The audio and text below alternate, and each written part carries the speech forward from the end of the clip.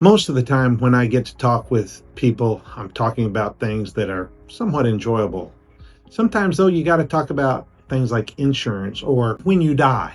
Most people don't like to talk about that stuff. But the question is, should I have a will or should I have a trust? These are questions that you need to answer before you actually need them. What does a will do? Basically, it tells the court who gets what.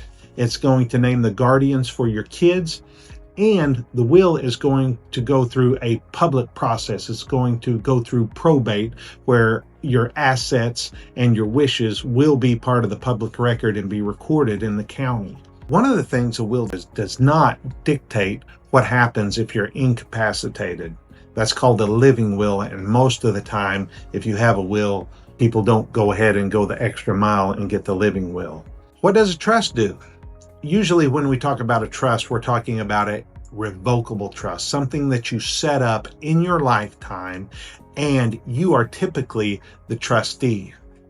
It's going to hold the title of your assets, meaning you're going to transfer the title of your house from, say, John Smith into the John Smith Revocable Trust, which will require a title and you recording at the courthouse. Generally, the lawyers helping you set up the trust help facilitate that for you.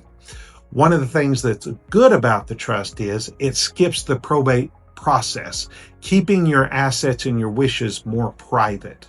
Also, it usually names a backup trustee, and it has the clauses in there that transfers who the trustee is from you to when you're incapacitated to your successor trustee.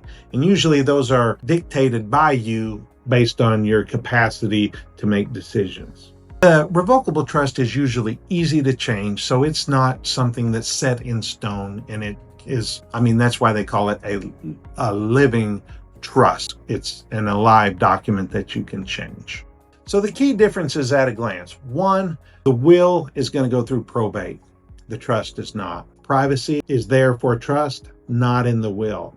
The timing, the will is done before you die, and it is only effective after you die, where the trust is going to be something that is during your lifetime and after. Incapacity plan usually involves a trust, not so much a will. And the cost, a will is generally significantly cheaper than a trust.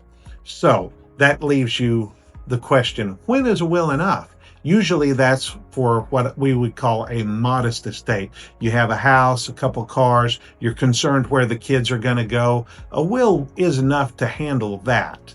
It's cost effective and it takes care of your final wishes. And the assets will be passed as you dictate. When does a trust really help?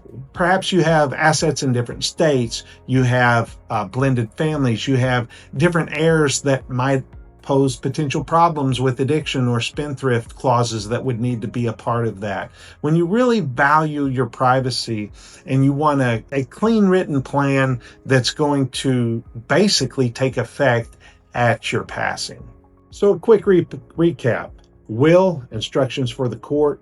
It's public, it's after death. A trust is private, works during your lifetime. A will is for simple estates. A trust is for more complex estates. Both together are clean, flexible, and future-proof. The thing about end-of-life decisions are that you need to take the time, you need to have the hard discussions to get something down or difficult. You need to go ahead and take the time and go through the hard questions and the hard answers to get these down on paper so that your final wishes are met.